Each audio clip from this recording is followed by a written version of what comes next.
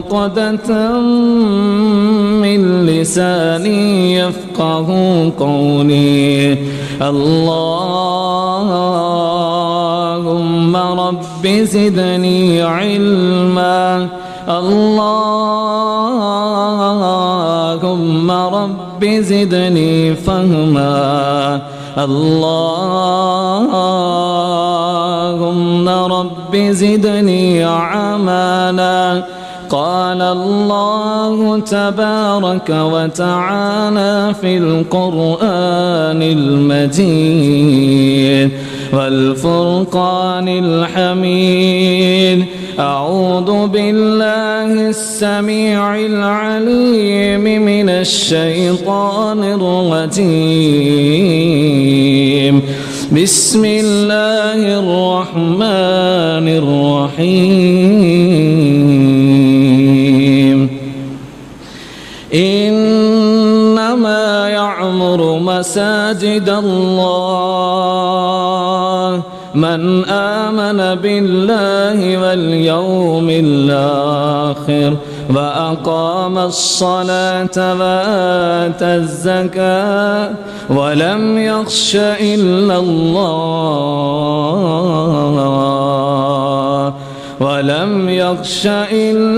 الله فعسى أولئك أن يكونوا من المهتدين.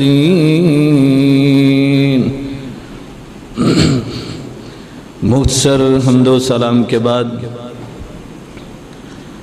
تمام تعریفات اس اللہ ملک العلام کے لیے جو ساری کائنات کا مالک، خالق، رازق، داتا، دستگیر، گنج بخش، رنج بخش،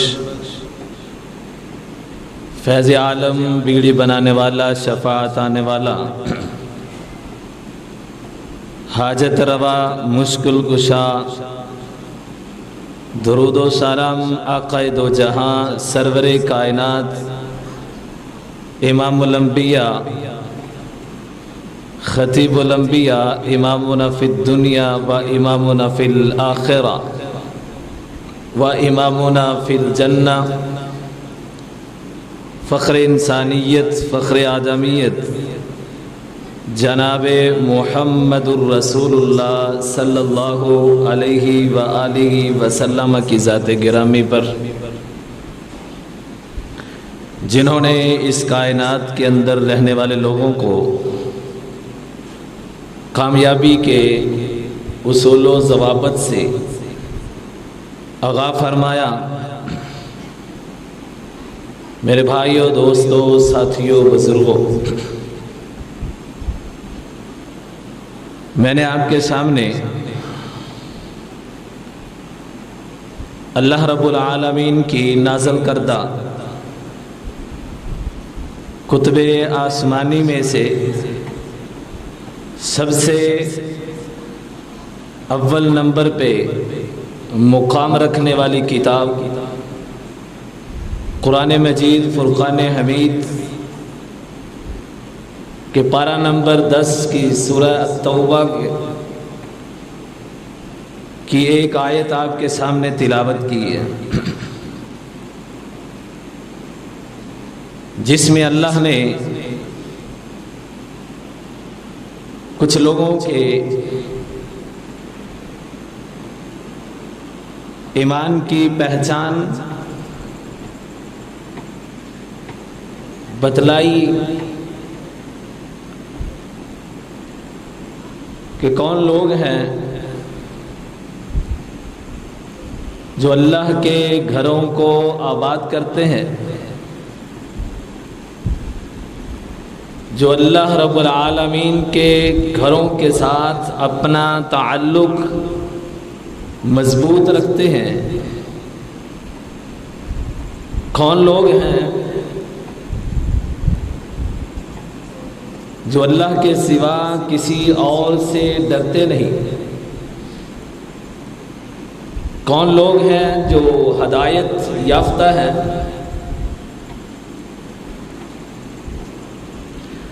مسجد کسے کہتے ہیں؟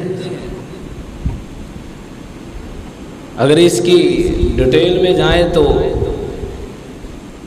یہ وقت جو خطبے کا ہے یہیں پہ پورا ہو جائے گا۔ زمین مکمل اللہ کی، وہ اس کا خالق و مالک، زمین پہ بسنے والے تمام لوگوں کا وہ رازق۔ فرمایا کہ یہ اللہ کی جو بنائی ہوئی زمین ہے یہ ساری اسی کی ہے، لیکن اس زمین کے اوپر کچھ ٹکڑے، کچھ حصے، کچھ حلقے وہ اللہ کو انتہائی پسندیدہ ہے۔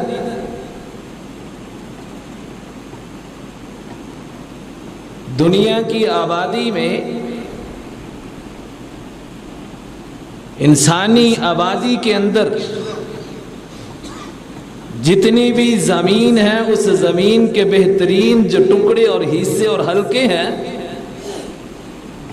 وہ کون سی جگہ ہیں جن کے بارے میں محمد عربی صلی اللہ علیہ وآلہ وسلم نے اپنی نبوت والی زبان سے ارشاد فرماتے ہوئے کہا تھا، احب البلاد الی اللہ مساجدها، وہ اللہ کے گھر مسجدیں ہیں جو اسی کی بنائی ہوئی زمین میں سب سے بہترین اعلیٰ مقام و مرتبے والے حصے اور حلقے ہیں۔ اسی حدیث کا دوسرا حصہ اس خالق کائنات کے بنائی ہوئی زمین کے اندر کچھ حصے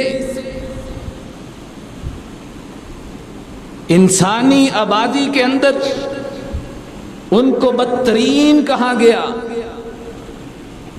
کچھ کو بہترین کہا گیا، کچھ کو بدترین کہا گیا۔ وہ بدترین جو حصے ہیں وہ اسواقھا، اس زمین کے بازار ہیں۔ لفظ مسجد قرآن مجید کے اندر اللہ رب العالمین نے اس کا تذکرہ 28 مرتبہ کیا۔ قرآن کے مختلف آیات کے اندر لفظ مسجد کا تذکرہ 28 مرتبہ کیا گیا۔ مسجد یہ سجدہ گاہ ہے، یہ سجدے کی جگہ ہے جہاں پہ انسان اپنی تکالیف، اپنے مصائب اور اپنے غموں کو لے کر کے رجوع الی اللہ کے لیے اللہ کے پاس آ کر کے اس کی جبین کو اس کی زمین کے اوپر رکھ کر کے وہ آرزو کرتا ہے، کون سی؟ مجھے معاف کر دیا جائے۔ یہ ظرف مکان، سجدے کی جگہ، سجدہ کرنے کی جگہ، اور سب سے جو پہلی جگہ بنی اللہ کی گھر تھا وہ بھی مسجد ہی تھی۔ عبداللہ بن عمر رضی اللہ تعالیٰ عنہ کا ایک قول ہے، فرمایا کہ جب اللہ نے آدم علیہ السلام کو جنت سے زمین پہ اتارا تو کہا تیرے ساتھ ایک گھر بھی بھیج رہا ہوں جسے بیت اللہ کہا۔ کہا وہ بیت المعمور جو اللہ کے ہاں ہے، جس کا روزانہ 70,000 فرشتے طواف کرتے ہیں۔ فرمایا اسی طرح اس روئے زمین کے اوپر جو اللہ نے بنائی وہ بیت اللہ کا طواف کیا جائے گا، وہ ایک گھر بھی ساتھ دے رہا ہوں۔ اور 5 مساجد کا تذکرہ اللہ نے قرآن کے اندر ارشاد فرمایا، مسجد حرام، مسجد اقصی جس کو کچھ عرصے کے بعد حضرت داؤد علیہ السلام نے مکمل کیا، مختلف تاریخی لحاظ سے باتیں۔ پھر مسجد نبوی، مسجد قباء اور مسجد ضرار، ان 5 مساجد کا تذکرہ اللہ نے اپنے قرآن مجید فرقان حمید کے اندر کیا، اور احادیث رسول کے اندر مختلف روایات ہیں، ان بہت زیادہ شمار نہیں کر سکتے، جس کے اندر مساجد کا مختلف انداز میں تذکرہ کیا گیا۔ اور ابو داؤد رحمہ اللہ نے اپنی کتاب المراسیل میں لکھا ہے، جن کی کتاب حدیث کے ابو داؤد ہے، فرمایا کہ اللہ کے نبی صلی اللہ علیہ وسلم کے دور کے اندر مدینہ کے اندر 9 مساجد تھی، اور مدینہ کے مختلف ارد گرد جو علاقہ جات تھے وہاں پہ 22 مساجد تھی، اور 1947 کے اندر جب قیام پاکستان ہوا، ہسٹری بتاتا ہے شروع سے لے کے کہ مساجد و مدارس اور ان کے ساتھ وابستہ لوگوں کا کردار کیا ہے، وقت اجازت نہیں دیتا۔ 1947 کے اندر مشرق اور مغرب پاکستان کی جو زمین تھی اس کے اندر 247 مساجد تھی، اور 2016 کے اندر جب پھر راؤنڈ اوور چیک کیا گیا، صرف صوبہ پنجاب کے اندر 48,720 مساجد تھی، اور اب پھر چیک کروا رہے ہیں۔ یہ مساجد اللہ کے گھر اور مساجد کا تو اپنا مقام اور مرتبہ ہے۔ او بھائی، جس جگہ کو اللہ نے اور اس کے رسول نے سب سے اچھا اور بہترین حصہ اور ٹکڑے کہاں گیا، آج تم کہتے ہو کہ یہ ہمارے دارالحکومت شہر کے اندر یہ خوبصورتی میں رکاوٹ ہے۔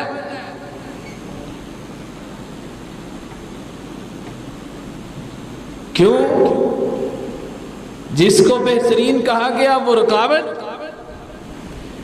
جس گھر کی طرف اٹھنے والا قدم مبارک ہو جائے، جس گھر کی طرف چلنے والا انسان وہ مکرم بن جائے، جس گھر کی طرف جو قدم اٹھ رہا ہے وہ قدم اٹھائے تو اس قدم کے اٹھنے کے برابر اللہ اس کے نامہ اعمال سے ایک گناہ کو خارج کر دے، اس قدم کے رکھنے پہ اللہ اس بندے کا ایک درجہ بلند کر دے اور اس کی ایک نیکی میں اضافہ کر دے۔ وہ گھر تیرے دارالحکومت والے شہر کو بدصورت کر رہا ہے۔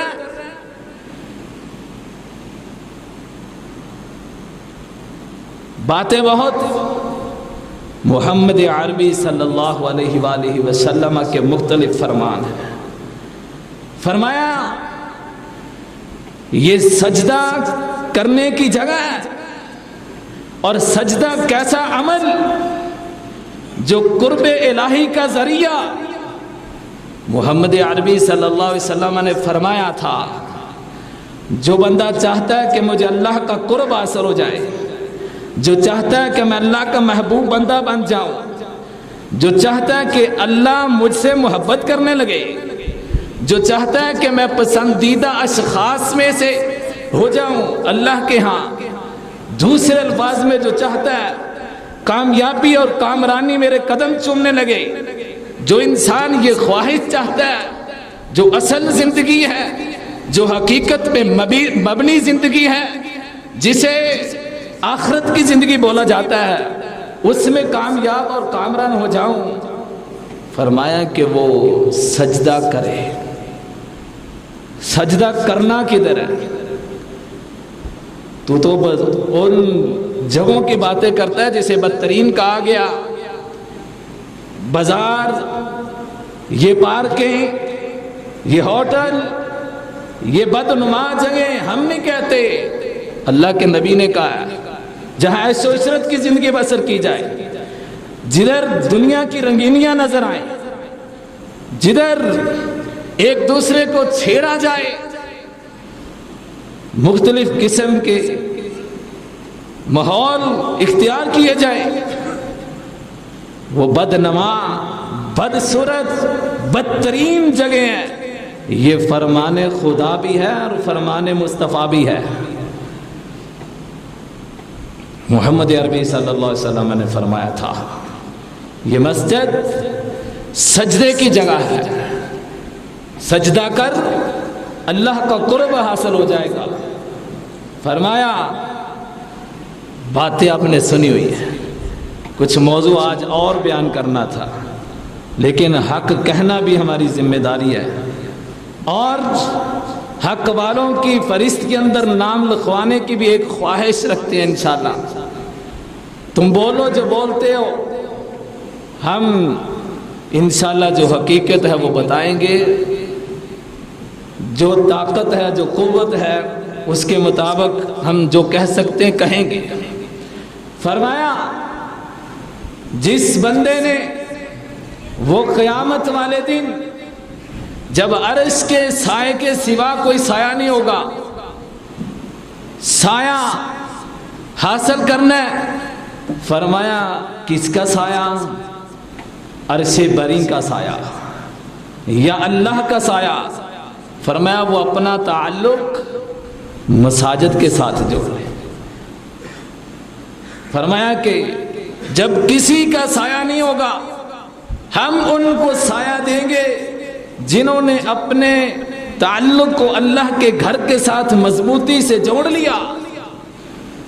اور محمد عربی صلی اللہ علیہ وسلم نے فرمایا اس بندے کے ساتھ اللہ کتنا خوش ہوتا ہے، کتنا خوش ہوتا ہے. فرمایا کون سا بندہ؟ فرمایا کہ جو ذکر الہی کے لیے اور نماز کے لیے مسجد کو ایسے بنا لیتا ہے جیسے اپنے گھر کو سمجھتا ہے. کیا مطلب؟ زیادہ وقت گھر میں رہنے کا حکم ہے. فرمایا کہ اس کا دل مسجد میں لگ جاتا ہے، وہ ایک نماز کے بعد دوسرے کے انتظار میں، پھر ذکر و اذکار کے لیے اس کا دل ہی وہاں لگتا ہے. فرمایا کہ اللہ اس بندے کے ساتھ اتنا خوش ہوتے ہیں جیسے فرمایا کہ کسی گھر کا، کسی فیملی کا، کسی خاندان کا ایک فرد گم ہو جائے اور لمبا عرصہ وہ غائب رہنے کے بعد جب گھر میں آتا ہے تو گھر والے کتنے خوش ہوتے ہیں. اس کا ماں باپ، اس کے عزیز و اقربا، اس کے جتنے بھی دوست احباب، فرمایا کہ وہ خوش ہوتے ہیں. فرمایا اس بندے کے ساتھ بھی اللہ ایسے خوش ہوتا ہے، اور وہ تو اپنی شان کے مطابق خوش ہوتا ہے جو بندہ مسجد کو اپنا گھر کی طرح بنا لیتا ہے، نماز کی صورت میں اور ذکر و اذکار کی صورت میں.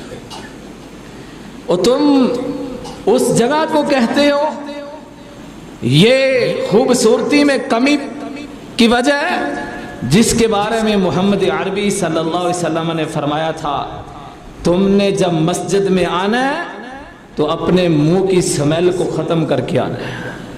بدبودار انسان جس کے منہ سے سمیل آتی ہو اس کو اس گھر میں آنے کی اجازت محمد عربی صلی اللہ علیہ وسلم نے نہیں دی، جس کے بارے میں تم کہتے ہو کہ یہ خوبصورتی میں کمی کرتی ہے، جس کے بارے میں محمد عربی صلی اللہ علیہ وسلم نے فرمایا تھا کہ مسجد کے اندر تھوکنا ایک گناہ ہے، اور جس کی صفائی کے لیے وہ دستے مبارک اٹھے تھے، وہ قدم اٹھے تھے کہ ایک وقت تھا کہ مسجد کے اندر کسی نے تھوکا، وہ دیوار پہ نظر آیا، وہ نبی جس کو اللہ نے سب سے افضل بنایا، سب سے بہتر مقام عطا فرمایا، اور رسول کا، انبیاء کا اللہ نے امام بنایا، اس فضیلت والے انسان نے خود اٹھ کے اس بہترین جگہ کی صفائی اپنے ہاتھوں سے کی تھی، جسے تم کہتے ہو یہ ہماری خوبصورتی میں کمی کرتی ہے۔ محمد عربی صلی اللہ علیہ وآلہ وسلم، بھائی اس کا مقام کتنا ہے۔ حضرت عثمان غنی رضی اللہ تعالی عنہ کو جب منافقوں نے گھیرا تھا اور گھیرا تنگ کرنے کی کوشش کی، تو وہ اپنے مکان کی چھت پہ چڑھ کے انہوں نے احسان کے طور پہ نہیں، یاد کرانے کے لیے کچھ اعمال کا تذکرہ کیا تھا۔ ان اعمال میں سے ایک عمل انہوں نے یہ بھی رکھا تھا، وہ لوگوں وہ دن یاد رکھو، وہ دن یاد کرو جب محمد عربی صلی اللہ علیہ وآلہ وسلم نے مسلمانوں کو کہا تھا کہ یہ مسجد کی جگہ تنگ ہو چکی ہے، اور یہ جگہ جو خرید کے دے گا، یہ ساتھ والا پلاٹ جو فلاں بن فلاں کا، جو فلاں آل کا، جو یتیمی، جو جن کی عمر یتیمی کی گزر رہی ہے، جو بندہ یہ مکان خرید کے دے گا، کس کے عوض؟ یہ عام جگہ، یہ معمولی جگہ، یہ وہ بہترین جگہ ہیں۔ محمد عربی صلی اللہ علیہ وسلم نے فرمایا تھا میں اسے جنت کی ضمانت دیتا ہوں۔ فرمایا کون ہے جو اس جگہ کے ٹکڑے کے بدلے میں جنت کا سرٹیفکیٹ لینا چاہتا ہے؟ کون ہے وہ خوش قسمت انسان جو یہ بہترین سودا کرنا چاہتا ہے؟ تو حضرت عثمان غنی رضی اللہ تعالی عنہ نے فرمایا کہ وہ وقت یاد کرو، وہ بہترین جگہ اور جنت کے عوض میں، جنت کے سرٹیفکیٹ کے لیے خرید کے کس نے دی تھی؟ وہ عثمان غنی رضی اللہ تعالی عنہ ہی تھے کہ جنہوں نے وہ جگہ خرید کر کے مسجد نبوی کے لیے پیش کر دی تھی۔ یعنی یہ معمولی جگہ نہیں، یہاں تک محمد عربی صلی اللہ علیہ وسلم نے فرمایا ایک چڑیا یا فاختہ، ایک پرندے کے گھونسلے جتنی مسجد جس نے بنائی، فرمایا کہ میں محمد عربی صلی اللہ علیہ وسلم اسے جنت کے اندر جگہ کی ضمانت اور سرٹیفکیٹ دیتا ہوں۔ وہی پرندے کے گھونسلے میں کوئی نماز پڑھ سکتا ہے؟ پرندے کے گھونسلے کے اندر کوئی نماز پڑھ سکتا ہے؟ اس کے گھونسلے جتنی جگہ اس میں کوئی نماز پڑھ سکتا ہے؟ یہ مقام ہے، یہ مرتبہ ہے، یہ اہمیت اور فضیلت ہے، یہ درجہ اس زمین کے اس حصے کا، اس زمین کے اس ٹکڑے کا جو مسجد کے لیے پیش کی جائے۔ اتنی جگہ تم کہتے ہو یہ خوبصورتی میں رکاوٹ ہے۔ اسلام کی ہسٹری بڑی لمبی ہے، آپ کے صحابہ نے کیا کچھ کیا، وہ مقام اس کا جو اللہ کا بنے گا، جو اپنا تعلق اللہ کے ساتھ جوڑے گا، خلوص اور محبت کے ساتھ۔ محمد عربی صلی اللہ علیہ وآلہ وسلم نے فرمایا تھا جو چاہتا ہے کل قیامت کا دن ہو، عرش الہی کے قریب عدالت الہی لگی ہو، فرمایا کہ جن کو نور کے چراغ پیش کیے جائیں، جن کو پروٹوکول اور عزت دی جائے، جو چاہتا ہے کہ وہاں بھی لوگ نظریں اٹھا کے دیکھیں یہ کون آ رہا ہے، فرمایا بشر المشائین، فرمایا کہ قیامت کا دن ہوگا، فرمایا کہ اس دن کچھ لوگ ایسے ہوں گے، اللہ کے نبی ان کو خوشخبری دے دو، فرمایا ان کو نور تامہ دیا جائے گا۔ وہ کیا ہے؟ وہ نور کے ممبر ہوں گے، اور وہ بڑی بڑی اونچی مسندیں ہوں گی جہاں پہ پوری دنیا کے لوگ کھڑے ہوں گے، اور جو سر فرشت ہوں گے جن کا احترام مقدم ہوگا، جن کو سب سے آگے بلایا جائے گا۔ فرمایا کہ وہ لوگ ہیں جو ان مسجدوں کی طرف صبح بھی سفر کرتے ہیں، جو شام کو بھی سفر کرتے ہیں۔ خبیث لوگ انہیں کیا کہتے ہیں؟ یہ ہماری خوبصورتی میں، ہمارے شہر کی خوبصورتی میں رکاوٹ ہے۔ محمد عربی صلی اللہ علیہ وآلہ وسلم نے فرمایا تھا، فرمایا کہ جو بندہ چاہتا ہے کل قیامت کا دن ہو، اس کا میزبان اللہ ہو اور مہمان وہ انسان ہو خوش قسمت، فرمایا کہ یہ وہ جگہ ہیں جن جگہوں میں آ کر سجدہ کرنے والا وہ ایسا خوش قسمت انسان ہے کہ اس کا میزبان اللہ ہوگا اور اللہ کا مہمان وہ شخص ہوگا جو اس بہترین زمین کے بہترین حصے میں آ کر کے اپنے گناہوں کو بخشوانے کے لیے، اللہ کا قرب حاصل کرنے کے لیے اور عرش کا سایہ حاصل کرنے کے لیے، فرمایا کہ وہ آ کے اپنی جبین کو اس کی زمین پہ ٹکا کے دو لفظ کہہ دیتا ہے، اللہم اغفر لی رب اغفر لی استغفر اللہ و اتوب الیک، اللہم انی ظلمت نفسی ظلما کثیرا ولا یغفر الذنوب الا انت فاغفر لی مغفرۃ من عندک وارحمنی انک انت الغفور الرحیم رب اجعلنی۔ وہ ایسے ایسے الفاظ کہہ دیتا ہے جن کے اندر بڑا وزن ہے، بڑی تقویت ہے۔ فرمایا کہ اللہ کہتے ہیں انسان تو نے آ کر کے اپنی جبین کو، عزت والی جگہ کو، یہ سر عزت کا مقام، سر کا بڑا مقام ہے، یہ بڑا مرتبہ ہے، تو نے اس کو جب پیش کر دیا تو ہم نے تیرے لیے اپنی جنت کو پیش کر دیا۔